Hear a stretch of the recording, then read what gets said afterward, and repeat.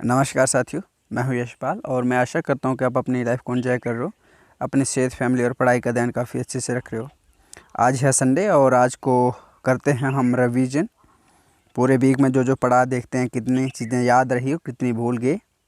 पर शुरू करने से पहले मेरी रिक्वेस्ट है आप सबसे, अगर आप सच में चीज़ों को सीखना चाहते हैं, जिसके लिए आप मेरे साथ जुड़े हैं, इम्प्रूव करना चाहते हैं, तो आपको एक्टिव पार्टिसिपेट करना पड़ेगा हर रोज़ इन चीज़ों को। बेशक 2-4 शब्द ही कीजिए, 2-4 लाइनें ही कीजिए, पर करना रोज़ पड़ेगा। क्योंकि आप सोचोगे कि एक दिन रट्टा लगा के आप बहुत बड़े 30 मार्क हाँ बन जाओगे, तो ऐसा कभी होने वाला नहीं है। क्योंकि चीज़ें स्टेप बाय स्टेप बिल्ड होती हैं। मैं अगर अपनी बात करूं तो मैं गांव से बिलोंग करता हूं। मैंने अपनी पढ़ाई हिंदी मीडियम से करी है, पर आज मैं आपको ये इंग्लिश में कंटेंट कैसे प्रोवाइड कर रहा हूँ।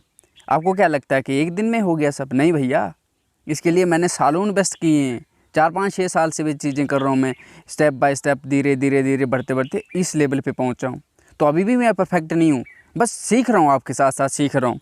तो बस मैं इतनी रिक्वेस्ट है कि अगर आप चाहते हैं सच्ची एग्ज़ाम के लिए, किसी के लिए प्रिपेयर कर रहे हैं, तो मैं उसी लेवल का तैयार करता हूँ यार। यूपीएससी से बढ़ के को तो एग्ज़ाम तो नहीं है ना।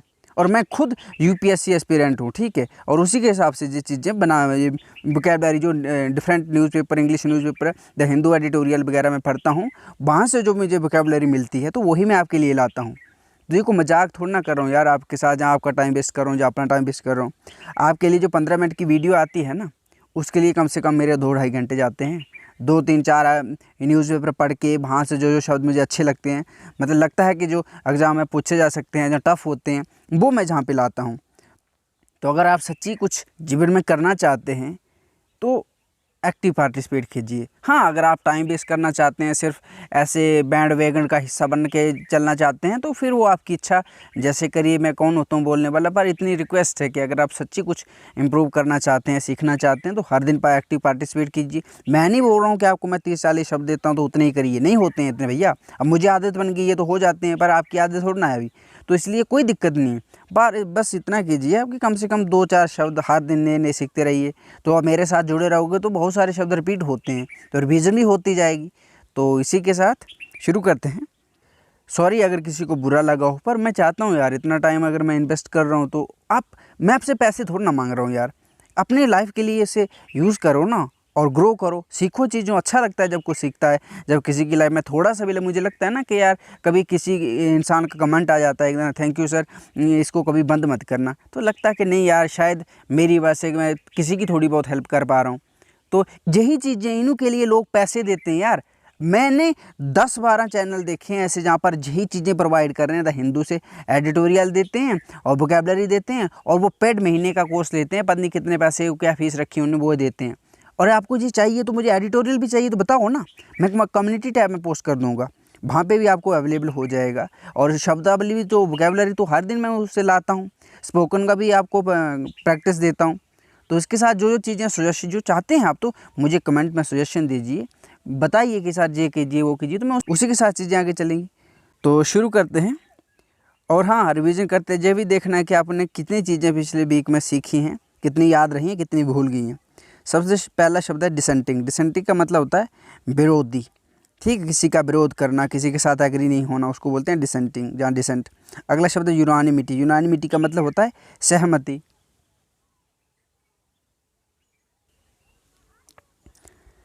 अगला शब्द है मैनेस। मैनेस का मतलब होता है डेंजर, यानी खतरा किसी से, जहाँ कोई खतरा, उसको बोलते हैं मैनेस।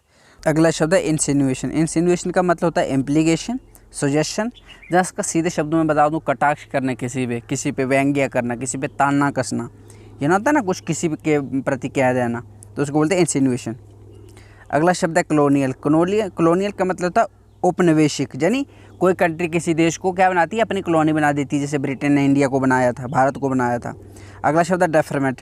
डेफरमेंट का मतलब होता है किसी चीज़ को पोस्टपोन कर देना, जैसे मान लो कोई चीज़ आपको आज करनी है, आपने उसको डेफरमेंट कर दिया, 2-4 बाद दिन करेंगे। अगला शब्द है इंटरलूड। इंटरलूड का मतलब होता है a period of time between 2 events और एक्टिविटीज़। देखो, 2 घटनाओं के बीच का जो समय होता है, अंतराल जो होता है, उसको बोलते हैं इंटरलूड, यानी अंतराल। हिंदी इसका मतलब होता है अंतराल। अगला शब्द है इनकम्बेंट। इनकम्बेंट का मतलब होता है पदधारी। जो भी इंसान किसी पोजीशन पे होता है, कोई भी पोजीशन पे, उसको क्या बोलते हैं, इनकम्बेंट। अगला शब्द है परसेप्शन। परसेप्शन का मतलब होता है धारणा, आपकी किसी के प्रति क्या सोच है, धारणा है, किसी के बारे में आप क्या सोचते हैं, तो उसको बोलते हैं धारणा या अवधारणा। अगला शब्द है फैक्शनलिज्म। फैक्शनलिज्म का मतलब होता है गुटबंदी, यानी अपने अपने ग्रुप बना देना है। जैसे मान लो आप एक ही घर में रहते होंगे, तो आपने सिंपल सी एग्जांपल ले लेते हैं, आपके घर में कुछ लोग होंगे जो वेजिटेरियन होंगे, कुछ नॉन वेजिटेरियन होंगे। अब वो दोनों का क्या, कुछ जो वेजिटेरियन वो उनका गुट हो गया, जो नॉन वेजिटेरियन उनका एक गुट हो गया, तो हो गया, उनको फैक्शनलिज्म बोलते हैं। और ये थोड़ा ना कि यार वेजिटेरियन नॉन वेजिटेरियन के साथ ग्रुप बनाएंगे, तो मतलब इस तरह का फैमिली की बात कर रहा हूँ। तो इसी तरह जो अपने ही इंटरेस्ट के लोग ग्रुप बनाते हैं उसको होते हैं गुटबंदी, यानी फैक्शनलिज्म। अगला शब्द है इंटर्नमेंट। इंटर्नमेंट का मतलब होता है the act of putting someone in prison for political और मिलिट्री रीजन्स स्पेशली ड्यूरिंग वार। देखो, किसी को हिरासत में लेना, किसी को जेल में डाल देना, कब, जहाँ पॉलिटिकल रीजन के लिए, जहाँ तो ड्यूरिंग वार के दौरान। जैसे होता है ना बहुत सारे आप अफ्रीकन कंट्रीज़ में आपने देखा होगा कि जैसे म्यांमार में भी था कि जो आर्मी ने क्या किया था, उसको, वो वहाँ की जो लीडर थे उसको जेल में डाल दिया था। इसी तरह जो लोग क्या कहते हैं पॉलिटिकल रीजन से, जैसे चाइना में देखो जो कम्युनिस्ट पार्टी उसके खिलाफ कोई बोलेगा उसको वो जेल में डाल देते हो। अगला शब्द है अब्सटेन। अब्सटेन का मतलब होता है किसी से बचना, यानी कि बोलते हैं ना जैसे पेरेंट बोलेंगे बेटा तुम बाहर तो जा रहे हो लेकिन इन चीज़ों से बच के रहना, यानी abstain from all the negative things. अगला शब्द है हीनियस। हीनियस का मतलब होता है घोर, जैसे ना हीनियस क्राइम, यानी घोर अपराध। हीनियस का मतलब होता है हीनियस, यानी घोर। अगला शब्द है सॉलिडरिटी। सॉलिडरिटी का मतलब होता है एकजुटता। जैसे मान लो किसी आपने देखा जैसे यूनियन बनाई होती है, यूनियन कौन सी लोगों की होती है, वो लोगों की सॉलिडरिटी मजबूत है, एकजुटता को दिखाने के लिए होती है कि अच्छा एक जो पोर लोगों की होगी, किसान की यूनियन होगी, अलग अलग, उसको बोलते हैं सॉलिडरिटी। अगला शब्द है एब्सटेंशन। एब्सटेंशन का मतलब होता है the effect of not voting in favour. देखो, किसी के ना तो अगेंस्ट में वोट करना ना तो फेवर में वोट करना। जैसे ना चाइना इजराइल का इशू आता है या रशिया का इशू आता है यूएन में, तो इंडिया उसको अब्सटेन कर लेता है, ना तो उसके अगेंस्ट जाता है ना तो उसके फेवर में जाता है, तो उसको बोलते हैं एब्सटेंशन। अगला शब्द है रिटेलिएटरी। रिटेलिएटरी का मतलब होता है किसी का प्रतिकार करना। जैसे मान लो मैंने आपको चांटा मार दिया, आपने मुझे चांटा मार दिया, बजन बदला लेने की भावना वाले होता है। जैसे मैंने आप पे आक्रमण कर दिया, आपने मुझ पर आक्रमण कर दिया। जैसे हमास ने इजराइल पे आक्रमण किया और रिटेलिएटरी जो आक्रमण था इजराइल ने भी कर दिया उन पे, तो उसको बोलते हैं रिटेलिएटरी। अगला शब्द है स्ट्रेंज। स्ट्रेंज का मतलब होता है no longer friendly or in contact with somebody who has close to you. देखो, who was close to you मतलब कहना कि किसी के साथ अब रिश्ता नहीं है पहले की तरह। जैसे स्ट्रेंज, स्ट्रेंज यानी जैसे मान लो पहले आप किसी के साथ फ्रेंडली थे, अच्छी दोस्ती थी, लेकिन बीच में कुछ गड़बड़ हो गया, अब दोस्ती खत्म हो गई, उसको बोलें स्ट्रेंज हो गई एक दूसरे से, आपको कॉन्टैक्ट नहीं है एक दूसरे से। अगला शब्द है स्पेकुलेशन। स्पेकुलेशन का मतलब होता है सुपोजिशन, जैसे गसवर्क, अनुमान, उसको बोलते हैं स्पेकुलेशन। अगला शब्द है सॉलिटरी। सॉलिटरी का मतलब होता है done alone without other. Solitary यानी अकेलापन, एकांत, सॉलिटरी ना, solitary conditions, solitary confinement. Solitary confinement का मतलब क्या होता है, सॉलिटरी, जैसे सॉलिटरी, सॉलिटरी का मतलब होता है एकांत, और सॉलिटरी कन्फाइनमेंट भी होता है ना। सॉलिटरी कन्फाइनमेंट का मतलब होता है अकेले को कारावास डाल देना, जेल में डाल के अकेले एकांत में उसको रख देना, किसी और के साथ नहीं। सॉलिटरी का मतलब होता है यानी एकांतवास। अगला शब्द है वाइल। वाइल का मतलब होता है वेरी बैड और अनप्लीजेंट, जो मतलब सही नहीं हो, ख़राब हो, बुरा, उसको बोलते हैं वाइल। अगला शब्द है स्कल डगरी। स्कल डगरी का मतलब होता है सीक्रेट एंड डिसऑनेस्ट बिहेवियर, जो ना बेईमानी वाला व्यवहार करते हैं किसी से, द्वेषपूर्ण, मन में ऊट पटांग भरा हुआ जो बुरे व्यवहार किसी के प्रति बना, कुभावना हो किसी के प्रति, वो जो व्यवहार करते हैं उसको किसी के साथ, उसको बोलते हैं स्कल डगरी। अगला शब्द है असर्शन। असर्शन का मतलब होता है statement that says you strongly believe that something is true. देखो, असर्शन का मतलब होता है दावा करना, क्लेम करना कि अच्छा, जैसे आप बोलते हो कि ना, जैसे लोग कुछ बोलते हैं ना, कुछ बोलते हैं कि वेज मीट खाना सही है, कुछ बोलते हैं मीट खाना नहीं सही है, वो दोनों का अपना अपना जो क्लेम है, असर्शन करते हैं कि ये सही है वो सही है, तो दोनों मतलब अपने आप को सही बताते हैं, तो उसको बोलते हैं असर्शन यानी क्लेम करना। अगला शब्द है अलक्रिटी। अलक्रिटी का मतलब होता है प्रफुल्लता यानी एक्टिवनेस, जोश, एंथुजियाज्म, आप एक्टिव रहते हैं कोई काम। एक होता है ना ढीलापन, लेजीनेस, सुस्ती वाला काम, नहीं, जो ऐसा काम, वो जो आप एक्टिव होकर कोई काम करते हैं उसको बोलते हैं अलक्रिटी। अगला शब्द सुपाइन। सुपाइन का मतलब होता है weak and willing to accept the control of other. देखो, जो होता है डरपोक, मतलब दूसरों जैसे करेंगे वैसी ही चीज़ें मान जाता है, उसको बोलते हैं सुपाइन। अगला शब्द है लेजरली। लेशरली। लेशरली का मतलब होता है विदाउट हरी, यानी विदाउट टेंशन कि एक ना मतलब जल्दी से काम करना कोई काम, तो उसको बोलने के मतलब एक्टिव होकर उसने काम किया, यानी अलाकृति इसका शब्द आ जाएगा। लेकिन जो होता है लेसरीली, चिंता क्या करते हैं ना, मतलब होता है कि करेंगे यार बाद में करेंगे, उसको लेसरीली यानी विदाउट हरी। अगला शब्द है राइफ विथ समथिंग। ये फ्रेज इसका मतलब है full of something bad unpleasant. देखो राइफ विथ समथिंग का मतलब होता है कोई चीज़ बुरी चीज़ों से भरी हुई, यानी मान लो आपका समय ख़राब है, आपकी लाइफ डिफ़िकल्टियों से भरी है, उसको बोलते हैं राइफ विद समथिंग, यानी डिफ़िकल्ट चीज़ों के साथ भरी हुई। अगला शब्द डिफेक्शन। डिफेक्शन का मतलब होता है दल बदल जाना। जैसे मान लो मैं आपके साथ हूँ, किसी और से फ़ायदा मिला, मैं दूसरे के साथ चला गया। अगला शब्द है इनएडोकेसिस। इनएडोकेसिस का मतलब होता है इनसफिशिएंसी यानी स्कार्सिटी, अल्पता, किसी चीज़ में कमी हो उसको बोलने के इनएडोकेसी यानी इनएडोकेट यानी एडोकेसीज। इनएडोकेसीज यानी इनसफिशिएंसी, उसमें कमी है। अगला शब्द है इंडिजीनियसली। इंडिजीनियसली का मतलब होता है इन एन इंडिजीनियस, यानी जो किसी जगह से उत्पन्न हो, नेटिव हो, एंडेमिक हो, एब ओरिजिनल हो। जैसे देखो ना, आप कश्मीर के रहने वाले हो तो आपको बोलने के नेटिव ऑफ कश्मीर। इंडिजीनियस आप कहाँ के, कश्मीर के पीपल हैं। जैसे अंडमान निकोबार में लोग रहते हैं, वो वहाँ के इंडिजीनियस लोग हैं, बाहर से नहीं आए हुए हैं, वहाँ के रहने वाले हैं। जो बाहर से आएंगे उनको इंडिजीनियस नहीं बोलते हैं, जो उसी इलाके में रहते हैं वहाँ के ही हैं, नेचुरल हैं, उनको बोलते हैं इंडिजीनियसली। अगला शब्द है इंटेंसिव। इंटेंसिव का मतलब होता है गहन तरीके से, गहन तरीके से, मतलब गहन तरीके से ना, बहुत बड़े तरीके से, जब बड़े पैमाने पर। जैसे involving a lot of work और care in a short period of time. इसका मतलब होता है जैसे आप मान लो खेती करते हैं, उसमें क्या करोगे आप, इंटेंसिव एग्रीकल्चर होता है ना, क्या होता है जिसमें आप यूरिया लगाते हो, बहुत सारे केमिकल लगाते हो, सारी मशीनें लगा देते हो, सारा बहुत सारी लेबर लगा देते हो। क्यों बड़े पैमाने पर वो खेती करते हो। जो काम बड़े पैमाने पर किया जाता है उसको बोलते हैं इंटेंसिव। अगला शब्द है रीवैम्प। रीवैम्प का मतलब होता है to change something in order to make it more attractive और मोर मॉडर्न। देखो यानी रीवैम्प का मतलब होता है पुनरुद्धार करना, पुनरुत्थान करना। जैसे मान लो कोई चीज़ आपकी घर का मकान है, जैसे वो जर्जर की स्थिति में टूट गया है, जर्जर स्थिति में पड़ा हुआ, आपने क्या है कि उसको रीवैम्प कर, यानी फिर से रिपेयर कर दिया, तरोताज़ा फिर से कर दिया, उसको बोलते हैं रीवैम्प। अगला शब्द है डिसीडेंट। डिसीडेंट का मतलब होता है प्रोटेस्टर होता है, जो डिस्पुटेंट होता है। वो कौन, मतलब डिसीडेंट का मतलब होता है जो प्रतिरोधी होता है, विरोधी होता है, आपके साथ एग्री नहीं करता, उसको बोलते हैं डिसीडेंट। अगला शब्द है लैकडेसिकल। लैकडेसिकल का मतलब होता है उदासीन, नॉट शोइंग एनी इंटरेस्ट और केयर और एंथुजियाज्म। देखो लैकडेसिकल का मतलब होता है उसमें किसी से कोई मतलब नहीं रखना, अपने आप से ही मतलब रखना, कोई इंटरेस्ट नहीं शो कर रहा है किसी से, किसी चीज़ में, किसी से कोई उसको खुशी नहीं मिल रही, उसको बोलते हैं उदासीन यानी लैकडेसिकल।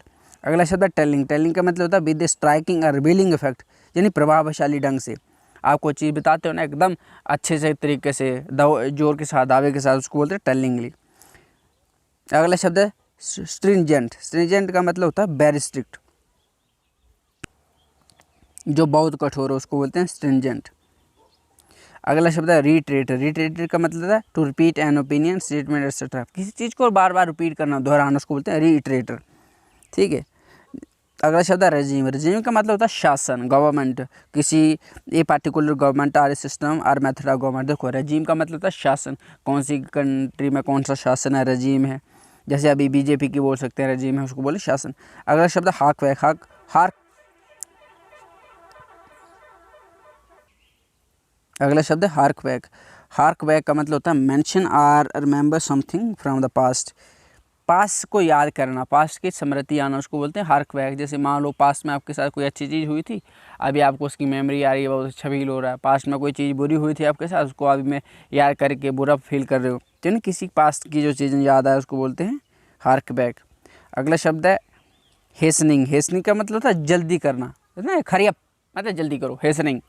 ठीक है। अगला शब्द है रिकैलिब्रेट। कैलिब्रेट का मतलब होता है किसी चीज़ के बारे में जांचना, किसी चीज़ का एनालिसिस करना, उसको बोलते हैं कैलिब्रेट। और रिकैलिब्रेट का मतलब अगेन, दोबारा से किसी चीज़ को ना, calibrate something again and differently, बार बार किसी चीज़ की जांच करना, कैलिब्रेट करना, उसको बोलते हैं रिकैलिब्रेट।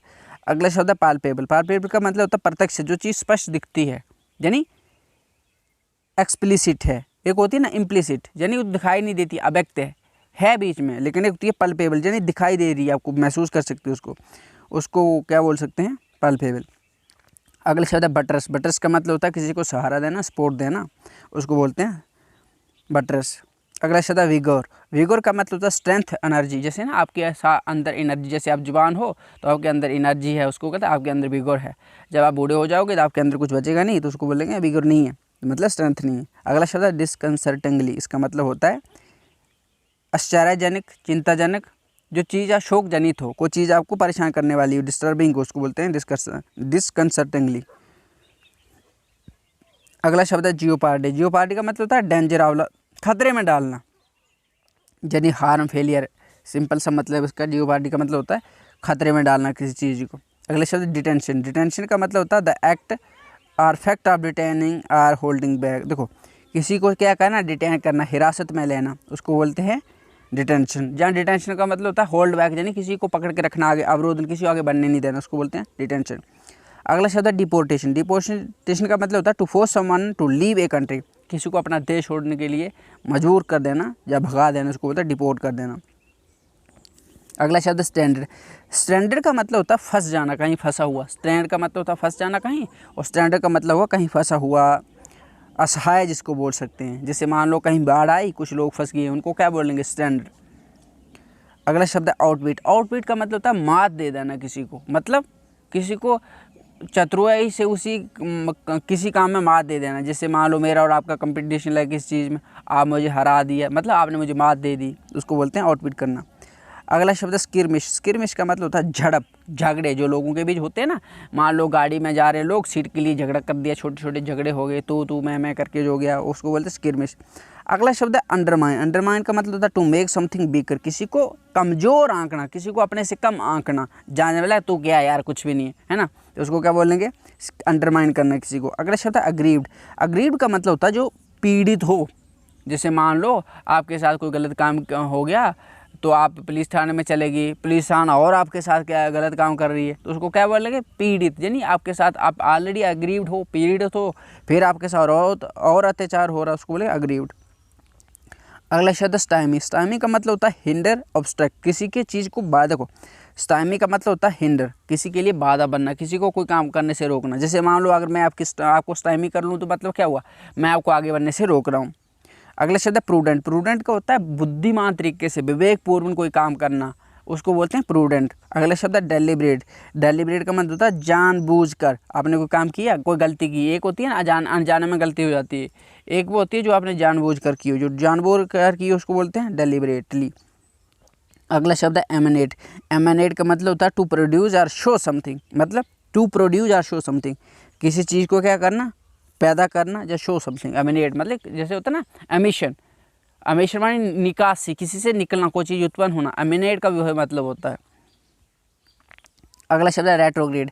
रेट्रोग्रेड का मतलब होता है किसी सिचुएशन को खराब से बुरा खराब बना देना, बद से बदतर बना देना, वर्स्ट से वर्स्ट बना देना, उसको बोलते हैं रेट्रोग्रेड।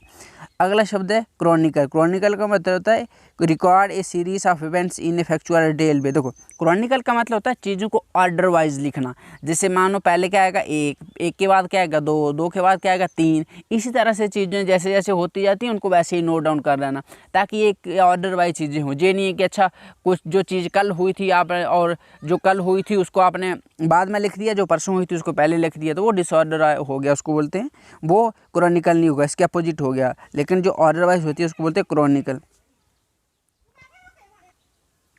अगला शब्द है एलिविएट। एलिविएट का मतलब होता है to make something less strong और बैड। देखो किसी के प्रभाव को कम करना, उसको क्या बोलते हैं, एलिविएट। एक होता है एलिवेट। एलिवेट का मतलब होता है किसी चीज़ को ऊपर उठाना, जैसे नीचे है ना कोई लिफ्ट करना, उसको वो क्या एलिवेट। और जो होता है एलिविएट। एलिविएट होता है कम करना, ठीक है। जैसे रिमूव करना, पॉवर्टी को एलिविएट कर दिया, यानी कम कर दिया, रिमूव कर दिया। अगला शब्द है पैराडाइम। पैराडाइम का मतलब होता है ए टिपिकल एग्जाम्पल और पैटर्न ऑफ समथिंग। देखो पैराडाइम का मतलब है मूलभूत चेंज, पैराडाइम शिफ्ट। ये होता है ना पैराडाइम शिफ्ट, यानी मूलभूत चेंज कर देना किसी चीज़ को। पैराडाइम का होता है कि अपना एक उदाहरण होता है, एक एग्जाम्पल होता है कि अच्छा जी बिल्कुल पैराडाइम में एग्जाम्पल सेट की किसने, तो बोले एक नमूना सेट किया। अगला शब्द है लॉरेट। लॉरेट का मतलब होता है दिग्गज, a person who has been honoured for achieving distinction in a particular field और विद ए पर्टिकुलर। देखो किसी को जो किसी के साथ नवाजा जाता है, जैसे मान लो किसी को अवार्ड दिया जाता है, किसी को कुछ भी दिया जाता, जो उपाधि टाइटल दिया जाता, उसको क्या बोलते हैं? लॉरेट। जैसे ना नोबल लॉरेट, अमर्त्य सेन को क्या बोलते हैं? नोबल लॉरेट बोलते हैं ना। अगला शब्द है ओवरहाल। ओवरहाल का मतलब होता है किसी की पूरी जांच और मरम्मत करना। इसका मतलब ये हो गया किसी को रिपेयर करना। जैसे आपके घर है, टूटा फूटा पड़ गया है, जैसे आपके पास गाड़ी है, टूटी फूटी पड़ी है, आपने उसको रिपेयर कर दिया, फिर से ताज़ा बना दिया, अच्छा एकदम बना दिया, सुंदर बना दिया, उसको क्या बोलेंगे आपने? इसी के साथ मैं लेता हूँ आपसे अलविदा। मुझे उम्मीद है कि आपने ज़रूर कुछ सीखा होगा। अगर आपने इससे कुछ सीखा है तो और लोगों के साथ शेयर करें, ताकि वो भी कुछ अच्छा सीख सकें और अपनी लाइफ में इम्प्रूव कर सकें, ग्रो कर सकें। सो सॉरी अगर आपको मेरी शुरू में बातें अगर बुरी लगी हों, पर मेरा उद्देश्य यही है यार। मैं जहाँ पर अगर चीज़ें मैं भी सीख रहा हूँ और मैं चाहता हूँ अगर मेरे सीखने के साथ साथ कोई और भी सीख ले तो नुकसान तो होगा नहीं। तो इसलिए चीज़ों को आप एक्टिव तरीके से सीखोगे तो अच्छा लगता है यार। आपको कोई चीज़ सीखोगे, मुझे थोड़ा ना दोगे आप, मुझे उससे क्या फ़ायदा है? पर आप सीखो ना, अच्छा लगता है यार कि as a member of society अगर मेरी वजह से मैं किसी एक इंसान की भी थोड़ी सी अपनी 0.0% भी अगर हेल्प कर पाता हूँ, मेरी वजह से हो पाता है, तो अच्छा लगता है। सो बहुत ही जल्द फिर होगी मुलाकात। तब तक रखिए अपना खूब सारा ध्यान। थैंक यू, धन्यवाद, जय हिंद।